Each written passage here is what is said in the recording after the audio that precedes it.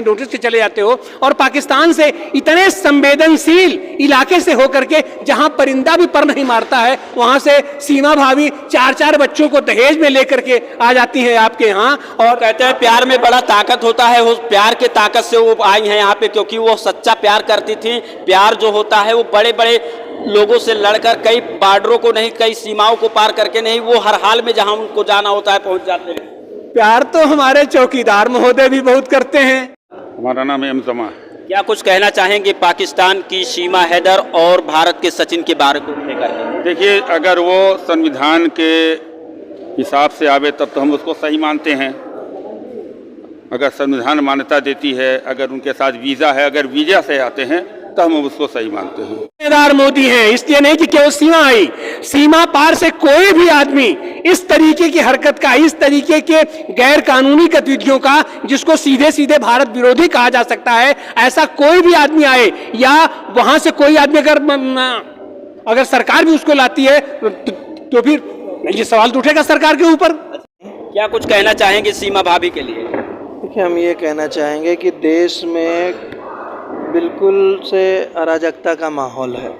चाहे देश की सीमा का सवाल हो, चाहे चाइना से लगे हुए सीमा का सवाल हो, न तो देश की सीमाएं सुरक्षित है, न देश के कोई भी संस्थान सुरक्षित है। इनके साथ है ऐसे किसी अब्दुल नाम के व्यक्ति के पास आई होती या किसी मोहम्मद नाम के व्यक्ति के पास आई होती तो क्या होता? नफरत का बीज बोते, अब तक तो आग लगा दिए होते। ये देखिए, ये पाकिस्तानी आ गया यहाँ के अपना पाकिस्तान परस्तों का पूरा साठगांठ है, तो आज तक तो हंगामा मच गया होता। इतना ही नहीं है, मैं तो ये कहूंगा कि उस सीमा के उस सारे संबंधों की जांच होनी चाहिए कि किस किससे उसके संबंध हैं।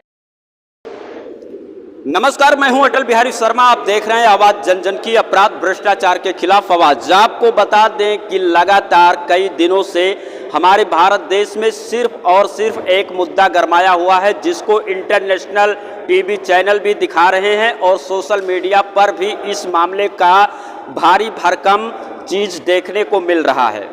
लगातार हमारे देश में कौन भूखा है, किस आदमी को क्या समस्या है, इस पे चर्चाएं नहीं हो रही हैं। लेकिन लगातार जब से 4 बच्चों की मां सीमा हैदर पाकिस्तान से अनलीगल तरीके से, यानी कि अवैध तरीके से दुबई हो करके नेपाल के रास्ते भारत में एंट्री की है, तभी से लगातार ये तस्वीर दिखाई पड़ती हुई नजर आ रही है। हम बात करें तो सीमा हैदर ग्रेटर नोएडा जब पहुंची तो वहां पर अब लोग फूल मालाओं से स्वागत भी कर रहे हैं, ढोल नगारे भी बजा रहे हैं, और जो लोग वहां पर पहुंच रहे हैं वो उस महिला को मुंह दिखाई भी दे रहे हैं।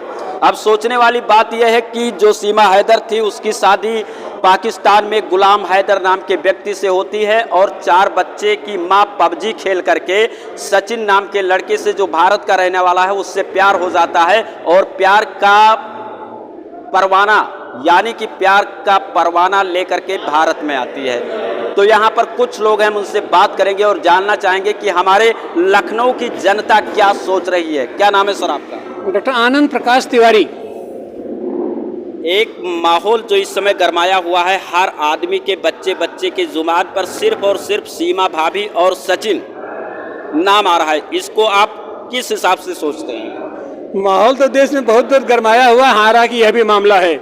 इसमें एक तो सबसे बड़ी बात है कि हमारे चौकीदार महोदय बनारस में आकर के गंगापुत्र अपने आप को घोषित करके चौकीदार इन्होंने घोषित कर दिया। एक तो सवाल उनके चौकीदारी पर उठ रहा है कि उनके तमाम मोदी भाई, तमाम लोग भारत से चले जा रहे हैं, भाग जा रहे हैं, इनको पता नहीं चल रहा है। और सीमा भाभी पाकिस्तान की सीमा पार करके हमारे देश में आ जा रही हैं, इनको पता नहीं चल रहा है। और अपने ही यहाँ पुलवामा इतना बड़ा कांड हुआ, इतने सैनिकों को शहीद किया गया, शहीद नहीं उनकी हत्या कराई गई और उसकी जांच का आज तक पता नहीं चला।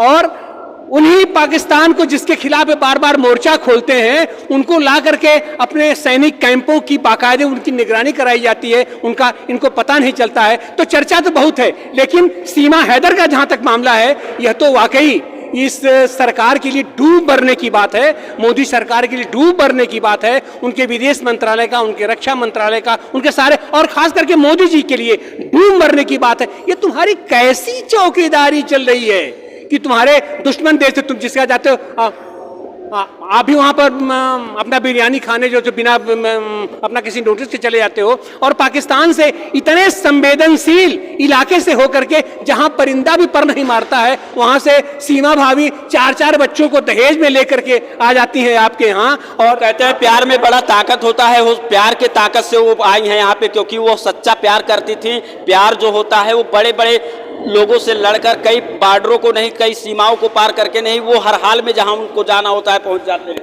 प्यार तो हमारे चौकीदार महोदय भी बहुत करते हैं, तो वो भी अपने प्यार का इजहार करें, और प्यार का इजहार करते में पाकिस्तान। तो फिर जब प्यार की इतनी बड़ी ताकत है, तो तुम देश में नफरत काहे के लिए फैला रहे हो? सारे मुसलमानों के खिलाफ, हरिजनों के खिलाफ, आदिवासियों के खिलाफ, किसानों के खिलाफ, नौजवानों के खिलाफ ये नफरत की आग काहे के लिए बो रहे हो तुम? वो तो प्यार करो ना। आपका कहने का मतलब है कि अगर सीमा यहाँ पे आई तो उसके जिम्मेदार मोदी हैं?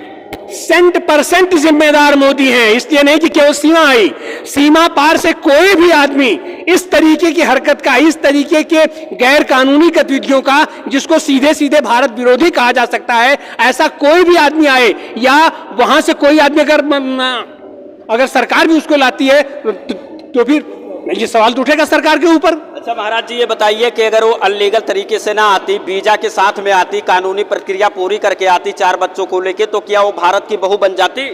बिल्कुल बननी चाहिए। भारत सरकार, हमारा संविधान जिस बात की मान्यता देता है, संवैधानिक तौर तरीके से अगर कुछ भी होता है तो हम उसको मानेंगे। या सार्वजनिक मंच पर खुलेआम आप घोषणा कर दो कि ये चीज है, उसको मानेंगे। आप हमारे जनप्रिय नेता हैं, लेकिन कहो तो सही, वहां तो मन में राम बगल में छुरी, अंदर तुम्हारे मन में कुछ और है, कहते कुछ और हो और करने कुछ और लगते हो। ये गलत बात है, इसका विरोध होना चाहिए, और इसका प्रतिवाद हो रहा है देश में, और आगे भी होता रहेगा। इनको समूल नष्ट करने तक होता रहेगा। जैसे सीमा सचिन के साथ है, ऐसे किसी अब्दुल नाम के व्यक्ति के पास आई होती, या किसी मोहम्मद नाम के व्यक्ति के पास आई होती, तो क्या होता? नफरत का बीज बोते, अब तक तो आग लगा दिए होते। ये देखिए, ये पाकिस्तानी आ गया यहाँ के कि अपना पाकिस्तान परस्तों का पूरा साठगांठ है, तो आज तक तो हंगामा मच गया होता। इतना ही नहीं है, मैं तो ये कहूंगा कि उस सीमा के उस सारे संबंधों की जांच होनी चाहिए कि किस किससे उसके संबंध हैं। आज की तारीख में भारतीय जनता पार्टी के तमाम नेता व्यभिचार में, बलात्कार में, भ्रष्टाचार में, सब में संलिप्त हैं। सबकी जांच काहे नहीं करवाते हो? तो कह रही हैं कि जांच में हम दोषी पाए गए तो हमको जो है जेल में डाल दे, लेकिन मैं पाकिस्तान नहीं जाऊंगी। तो ये बताइए कि क्या अगर वो जांच में निर्दोष पाई जाती हैं, तो यहाँ पे शादी करके रहना उनका उचित है? नहीं, शादी करके रहना तो कोई भी है, हमारी जो हमारी संवैधानिक मान्यता है, जिसको संविधान हमारी मान्यता देता है, या अंतर्राष्ट्रीय कानून भी है उसके लिए, अंतर्राष्ट्रीय कानून है।